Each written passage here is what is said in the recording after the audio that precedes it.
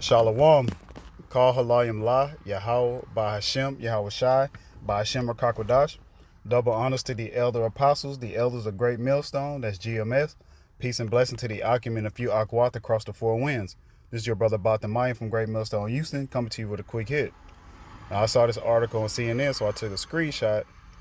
North Korea fires suspected long-range ballistic missile, South says. Just going to show you that these smaller countries, they don't care about any sanctions or anything about what the U.S. says. Like, you know, everybody's getting prepared for war. World War III is here. It's here to stay, and it's coming real soon. We're already in it. We're just in the beginning stages of it. But, hey, you better get prepared for war. Not only is this a spiritual battle, but we're also finna go through, physical battle. But I had a few precepts, Lord willing, this is going to be edifying. Joel 3:9. Proclaim ye this among the Gentiles, prepare war. Wake up the mighty men, let all of the men of war draw near, let them come up. So prepare for war. Like I was saying, like, not only is this a spiritual war, but it's going to be a physical war also, World War III. Where you're going to have those thermonuclear, intercontinental ballistic missiles going to be shot off. You're going to have missiles shot off from submarines. You're going to have drone attacks. You're going to have the chariots, which are the vehicles of the Lord. That'll be the angels. They're going to be firing off concentrated fire. Especially here in America, you have more guns here in America than you have actual citizens. So it's going to be a all-out war, so be prepared.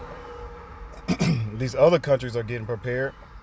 They're increasing their militaries, especially like, these Asian countries, like Moab. I know they have like million-man soldiers right now.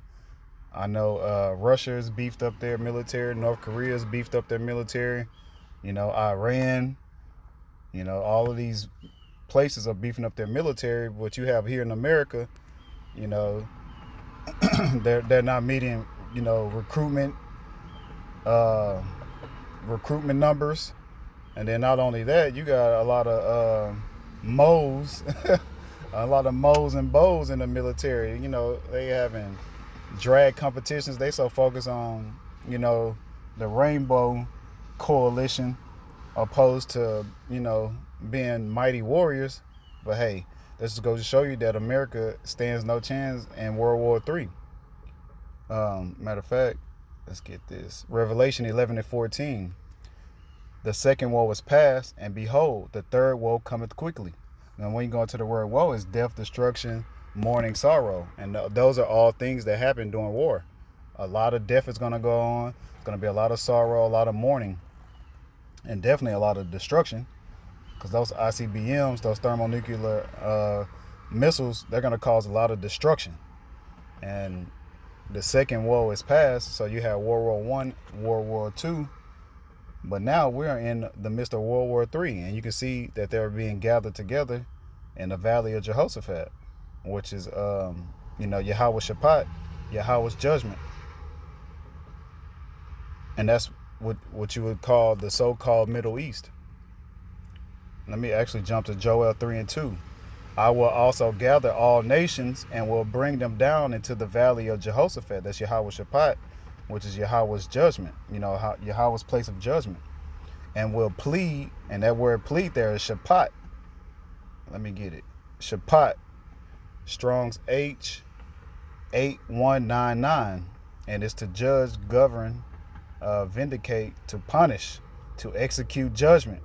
And this is on the King James online Bible.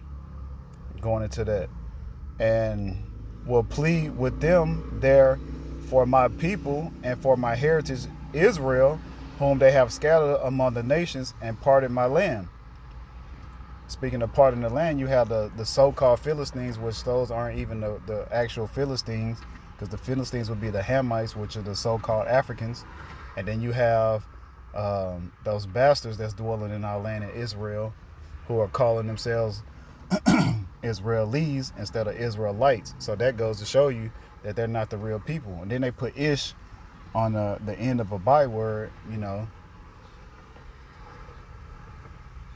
They put ish on the end of a byword, which goes to show you that that's not the real true people. But let me see. Jumping back into the scriptures. Matter of fact, let me get this one. Matthew 24:6. And ye shall hear of wars and rumors of wars. See that you be not troubled, for all these things must come to pass, but the end is not yet. So soon, you know, you're going to continue to hear about more and more wars and rumors of wars. You know, they keep trending on Google and all of these other websites, you know, and then it kind of dies down from all of these other distractions. But soon it's going to be an all-out war. So don't be troubled. Just know that our salvation draws near. You know, Lord willing, we can be a part of that number of that 144,000, which is 12,000 from each tribe of the nation of Israel. You know, and the unnumberable multitude also, the 1/3.